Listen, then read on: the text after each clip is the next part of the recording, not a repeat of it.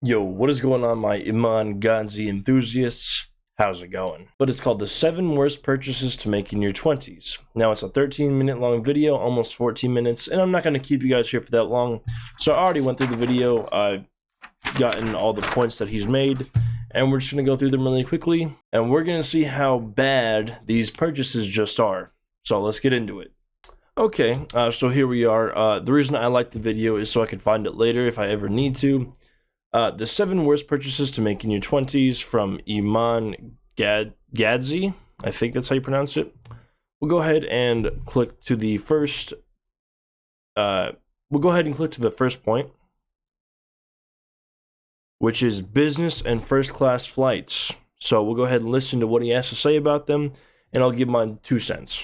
Now, the first thing to avoid buying in your 20s are business class and first class flights. Now, before you crucify me, listen, business class and first class tickets really are one of the best things to spend money on when you have real financial abundance. And let's say you're traveling for business or for an event, something where you need to be sharp, you need to be performing well the day or the day after you land. Well, then for sure, fly long haul business or even first class, 100%. But the thing is, especially when you're flying for personal use, that means you can't write it off as a business expense. And then the next question you need to ask yourself is you got to start comparing. Let's say you're flying to Bali and you spend $6,000 on return business class tickets, and it's $1,200 for economy tickets. For the extra $4,800 that you're saving, what amazing, beautiful experiences could you have in Bali? I mean, for $4,800, that pretty much, you can live a pretty good life for a month, even 2 months in Bali. So his whole point on this is, don't spend all the money on the first class ticket or business class ticket. Spend it on the economy class ticket, and then use the rest of the money that you would have spent on the ticket anyways to kind of enjoy yourself. So it's not really like saving money in any way, shape, or form. It's like, here, I'm going to tell you how to allocate your money differently. So don't spend it all in one place. Spend it a little bit in one place and a little bit in another place. So, I mean, if you really wanted to be as frugal as you could possibly be, I would say go ahead and buy a $200 kayak, paddle your way all the way to wherever the fuck you need to go, and then you have a few $1,000s to spend and blow on hookers and blow. So again, not really a method to save money or anything like that. You save money on the flight there by getting a kayak, but if you blow all the rest of it on hookers and blow, then you get the same thing pretty much. It's not really good advice. It's not one of the worst purchases you can make in your 20s, but it is what it is.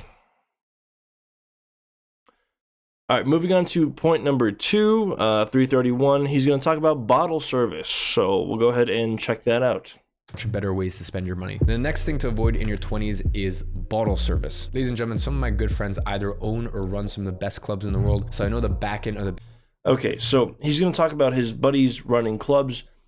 Now, bottle service, I don't really know what it entails. I don't go clubbing very often, nor have I ever gone clubbing, to be honest. Bottle service, I'm pretty sure that's when you... Okay, everything you need to know about bottle service. Oh, why the fuck am I getting ads? Okay, everything you need to know about bottle service. The basics. Bottle service is also called table service. The act of buying a full bottle of liquor or champagne at a drinking establishment, such as a club or particularly a swanky bar. The details vary place to place, but in general, the price of the bottle includes basic mixers like cranberry juice, limes, and soda, as well as a table somewhere in the club. So... pretty much it's a bottle of alcohol and a little bit of mixers. So, it just really depends on where you go. I mean, I guess that's a stupid purchase in my opinion, but not one of the worst, I would say. Business, and it's so hilarious. For a bottle that you could get for $150, you're spending $800 just because it comes with a couple sparklers. And to get the sparklers, you can't just buy one bottle, you need to buy like 5 bottles, but it all comes down to psychology. Clubs would go bankrupt if guys didn't hold the belief when they walked in, if I buy enough bottles, girls will come to my table, and then maybe I'll get laid. This is the intention of 98% of guys who buy bottles at the club. And I mean, obviously, like I said, I don't have experience going to clubs, but I don't think he's wrong with that. I think there are a lot of guys who do go to clubs and get bottle service and do think this tactic will work. Like I said, it's not one of the worst purchases you can make. It's a pretty expensive purchase for literally almost nothing in return. So not not the worst purchase, you know, but still pretty shitty. We'll go ahead and move on to number 3, which is at $550. I'm gonna stop spoiling these. I'll let you guys just look at them yourselves. The next thing you want to avoid is a super expensive TV. Now, this is stupid for 2 reasons. Number one, you know, every 2-3 years, a new curved Z-LED 4D popcorn making new. I don't know anything about TVs. So his first point is pretty much the Apple reason. So every year, Apple comes out with a new iPhone. Every single year, and people want to buy that new iPhone every single year because Apple does this really shady thing where they slow down the service of older iPhones to kind of encourage you to buy the new one. And so his approach is like, oh, you know, there's always going to be a nicer TV next year. Might as well just wait, you know? But it's stupid to think about it like that. I mean, I wouldn't even say spend more than like a couple hundred on a TV. Like, I mean, it depends on where you live. Like, I mean, I would say, for me, 200 is a perfect amount. If you already live in a great place and you are already doing well for yourself, go ahead and get the fucking TV. Like, I don't know who he's targeting. I don't know if this is for, like, young people or for people that have already made it. Yeah, I agree. Don't spend a bunch of money on a TV that you... Don't spend a bunch of money on a TV. You only need the TV to entertain you for a little bit. It's not going to cost you like thousands and thousands of dollars to entertain you. You can get the same amount of entertainment on a 50-inch by 50-inch TV as opposed to a 80-inch TV. You can get the same amount of entertainment, albeit on a bigger screen, yeah, but you can get the same amount of entertainment. Like comes out, right? So every 2-3 years, like there's a new invention, gadget. You know, sometimes I see them in specific stores that I have to walk through. So as I said, every 2-3 years, you're gonna feel like you need the new tech or the new version. But that's not really why it's stupid. The reason it's stupid is because you're spending a lot of money on something that actively drains you of the ability to make money or live life to its fullest. So his main point isn't that it's like Apple where, oh, I have the psychological want to buy the next TV. It's that it drains you of making money. But then again, I'm going to ask, why does he think going clubbing is okay? I know I skipped over it, but he said in the previous point that he goes clubbing like once every month. And in my opinion, it actively drains you to go splurge this amount of money on clubs and bottle service. Yet that's stupid to me. It's just one night. You get nothing in return. Yes, you blow off some steam, but people can blow off steam on the TV. So it kind of seems hypocritical to me if you guys are seeing where I'm coming from. I don't think a super expensive TV is the worst purchase to make, but it's not the best purchase to make. You know what I mean? When you buy... We'll go ahead and skip to the next one, which is at $712. And this one's really, really good. This is remember, this is in the list of worst purchases to make in your 20s. The next thing you should never, I don't care how much money you make, should never spend money on is OnlyFans. I mean, look, there are... OnlyFans. Don't spend money on OnlyFans. Now, the reason that I went through these points, there's men who won't... I'll let him... So many things that are wrong with this, but first of all, it's so funny. The guys who will refuse to spend... Listen to this point right here. Is OnlyFans. I mean, look, there are so many things that are wrong with this, but first of all, it's so funny. The guys who will refuse to spend $20 on Skillshare because they think it's a scam, you know, to have infinite amounts of courses that they can learn from, they won't spend that $20 on Skillshare, but they will more than happily spend that on some girl's OnlyFans subscription. So there's guys out there who will not spend $20 on Skillshare, probably a company he's being sponsored by, but they will instead rather spend that $20 on an OnlyFans account subscription. And that's apparently one of the worst mistakes you can make in your 20s, one of the worst purchases you can make. We'll go ahead and continue on why he thinks this is one of the worst. And the other part of it is OnlyFans is reaffirming to the person that they have no abundance with women in their life, so they need to resort to literally paying a girl for access to a part of her body. You know? This is what I hate about these, like, I don't know if this guy's a red pill YouTuber, but red pill, Andrew Tate wannabe, Sneeko wannabe, you know, like these guys. Why is it always, oh, you should have an abundance mindset of women? What's wrong with having one good woman? What's wrong with that? All these guys just want like a fucking harem of hoes. That's what they want. What's wrong with having one life partner next to you? What's wrong with having one life partner to raise kids with? What's wrong with having one life partner to do life with? You know, in my eyes, the more women you have, the more distractions you have.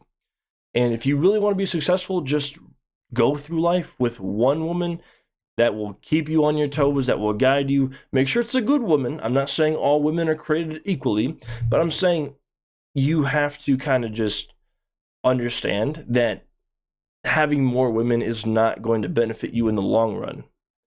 That's all I'm saying. So there's nothing wrong with having one life partner. There's nothing wrong with that. And get it through you guys' head that you guys shouldn't just be looking out for, oh, let me get how much pussy can I get? How many girls can I get? It's not about that. It's not about that. So fuck this point. We'll go ahead on to number 5, 819. Thing you want to avoid in your 20s is jewelry. You need to, if you guys didn't catch that, he said jewelry. understand the second that you buy it, the value of it drops by 40 to 80%. So the second you buy it, the value of it drops to from 40 to 80%. So he's saying it's pretty much like a car. Like once you drive it off the lot, it loses most of its value. So, or a pretty good chunk. Probably not most of its value, but a pretty good chunk. So jewelry. Okay, as soon as you buy it, you know, it depreciates in value. Okay, just keep going. So please avoid jewelry unless you're treating your mom, treating your girlfriend, maybe your wife. Treating your mom, treating your girlfriend, or treating your wife are exceptions to this jewelry rule. Because apparently, you know, if you buy it for someone else, the price actually doesn't decrease by that much. But if you buy it for yourself, the price does decrease by that much. I don't get it. I don't get it. You know, I'm pretty sure if you bought your mom a nice necklace, nice earrings, it doesn't have to cost a fucking thousands of dollars. I'm pretty sure the thought alone and you thinking of your mom will be enough for her. I'm sure you thinking the same thing for your girlfriend or wife should be enough. You don't have to get your wife $10,000 rings or $20,000, $30,000 rings or necklaces or bracelets or anything like that. If this girl is only after the money, then she's probably not going to help you get to where you want to go. So, like I said, if she's not happy with like a couple $100 ring or a couple $100 bracelet or necklace, leave her. Seriously, just leave her, bro. You know, that's a different story. But if you're trying to buy jewelry, let's say, for example, for yourself, you are really just pissing away the value of it, you know, there and then. And that apparently you're pissing away the value of jewelry.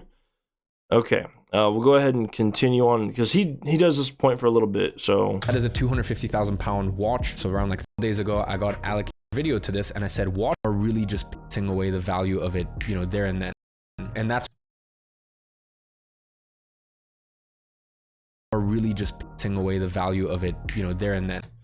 So now in the point still, he's going to talk about watches and how they're pretty much different from jewelry. And that's why I made a similar video to this and I said watches are great. You know, when I get allocated a watch, it takes me 15 seconds to decide. Like for example, a couple days ago, I got allocated a Patek Philippe Celestial. That is a 250,000 pound watch, so around like $300,000 watch from the boutique. But I don't really need to think about it because it is a hobby that I can enjoy. I can park my money, a lot of times even make money. I mean, for example, this watch is worth nearly $500,000. Most people would never know that. It is. So this is the part I don't get. How is he going to say, don't buy jewelry, but buy watches? And then I know there's someone going to say, but watches aren't jewelry, Papa Tab. They aren't. But if you go ahead and say, are watches jewelry? You're going to see this Quora answer says yes and no. But if you go ahead and look up jewelry, what is jewelry? The jewelry definition: personal ornaments such as necklaces, rings, or bracelets that are typically made from or contain jewels and precious metal. So it doesn't always have to have jewels, right? Jewelry consists of decorative items worn for personal adornment such as brooches, rings, necklaces, earrings, pendants, bracelets, and cufflinks. So not everything has to technically have a jewel to be considered jewelry. So I am going to say that watches are technically jewelry. And now he's going to say something like, oh, watches are a great investment. I just parked my money in there. I don't know if justifying paying $300,000 for a watch is really cool. I mean, it's a nice flex to be able to, like, yeah, I have the worth of a house on my wrist, but it's not. I wouldn't say that's a really good purchase. I mean, I'd park my money somewhere else, probably in gold. That's not jewelry. It is a hobby that I can enjoy. I can park my money, a lot of times even make money. We'll go ahead to the next point. I don't want to make this video too long, so 10:08. Less is more. Now, the next thing to avoid, and I see a lot of people doing this and it makes me really sad, honestly, are any sort of crypto or gambling signal groups. So crypto or gambling signal groups is one of his big issues, right? So if you guys don't know, people do these like Discord calls or Discord servers where you pay a subscription fee, and they're whoever's like in control of the server, they're like, oh, I'm gonna make this trade today. So they do it with like crypto, stocks, options, a bunch of different things. Or Forex, big one. You pay a subscription fee, and then they tell you what they're gonna do, and then you kind of copy them. Ultimately, what it does is they get the money first, and then you kind of get the chump change afterwards. You know what I mean? Because as soon as one person does it, and then more people do it, more people do it, more people make that trade, the value of that stock or option or Forex or whatever, it goes down considerably. So only those who get in on the ground floor are pretty much making the most money. Yeah, I don't see a really good reason to buy a crypto or gambling signal group subscription. Kind of reminds me of Hustlers University or anything like that, or Sneako's Creativity Kit. Kind of stupid in my opinion. Not the worst purchase you can make, but pretty stupid. Here's my issue in life. People usually tend to only look at the upside when it comes to opportunities or investments. And they never really think about just how much money they could lose. And by the way, this is why through all of these years, I've still stayed very passionate about helping people with their agency or service-based business, because they could not get a client for 6 months and it doesn't matter because their running costs are maybe 15, 30, maximum $50 a month. Whereas, if you... Okay, so his point again for this is like, people look at the upside and not the downside. So, I mean, that's for a lot of things in life. You could say the same thing about scratch cards or lottery tickets. I don't know why you didn't mention those. Those are pretty shitty too. I mean, the odds of you winning the lottery, the odds of you winning a scratch-off ticket, like for a decent amount of money, pretty small, minuscule. I would say they're probably worse than crypto or gambling signal groups, because I think more people buy scratch-offs and lottery tickets than crypto or gambling signal groups. We'll go ahead and move on to the last point at 11:40 and almost be done with this video. Or gambling signal groups. Now, last purchase to stay away from in your 20s is any sort of strip clubs or casinos. Once again, I think both. By the way, I will say I have never been to a strip club and I've never been to a casino, and I don't say that to try to be on my high horse. I want to at one point in my life. Like, I know I'm the type of person. I did LSD for the first time when I was 15. Again, this is a video about the 7 worst purchases to make in your 20s. So I guess you can do it later in life, just not right now, High horse, I want to at one point in my life. Like, I know I'm the type of person. I did LSD for the first time when I was 15, and I Congratulations. tried basically everything under the sun by the time that I was 17 or 18. Congratulations. 18. I think that's one of the reasons why, as I've made all this money over the years, I've stayed pretty grounded, because I kind of been there, done that, and experienced it, whatever. It's, whatever. So as I said, when I tell you to not go to a casino or strip club, I don't mean that from a high horse position, because I definitely do want to go at some point just to try it. As I said, for me, I can go in and spend if I lost $20,000, I wouldn't even blink twice. Oh, nice. Nice flex on us. What's his name? Iman? I don't know. Iman? Yeah, nice. Nice flex. If I lost $20,000, I wouldn't lose a wink of sleep. Good fucking flex, dude. So to me, that's just some funny money for the day. If you're making that's Monopoly money for me. $1,000 a year and you go in and you blow $3K, like, that's stupid. And I see a lot of people who go into casinos and spend money, go in casinos or strip clubs and spend money willy-nilly. Or once again, they go in with the wrong intentions. They go into casino thinking, oh, I've got my 5K and maybe I can triple it. Okay, cool. Maybe you could also lose it all. So people go into casinos thinking that they can gamble it and multiply their money. Well, no shit, Iman. That's pretty much the reason to go to a casino. I mean, I don't really know what else. I mean, People smoke, people drink, people play games. I mean, you could technically do that at home. What's the reason you go to a casino? To make your money up. So, I mean, if that wasn't the thought that most people have had, I don't think many people would have casinos to begin with, you know? They're only thinking about the positives. Or they go into some of these adult clubs and end up, you know, falling in love with a stripper and thinking that, you know, they actually care about them. Those things. So the main issue with the casinos is that people go in with this idea that it's not like, oh, let's blow off some steam, let's blow off some funny money. It's, I think I can make a decent size of money by gambling my money and hopefully striking it rich. That's his issue with casinos. I don't see a problem with that. Now, strip clubs, the only issue he's saying is guys will probably feel like the stripper actually likes them and wants to be with them and wants to marry them. Now, I haven't seen this firsthand, but I think he should be talking to the newly fresh out of basic private E2s that are going to their first duty stations. The stripper doesn't like you. The stripper does not want to be with you. Do not marry the stripper, okay? But again, I don't think any of these classify as the worst purchases to make in your 20s. I don't. I can't say what would be, but these aren't the worst purchases to make, you know?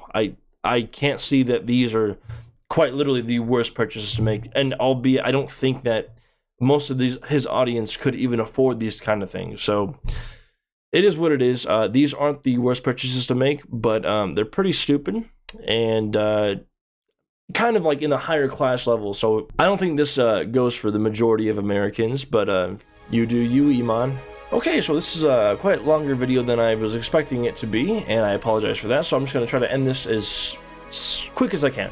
If you guys like the video, make sure to hit the like button down below. Comment whatever you guys want to comment. If I'm stupid, call me stupid. If I'm fat, call me fat. I don't care. Subscribe today, and I will see you all in the next video. Peace.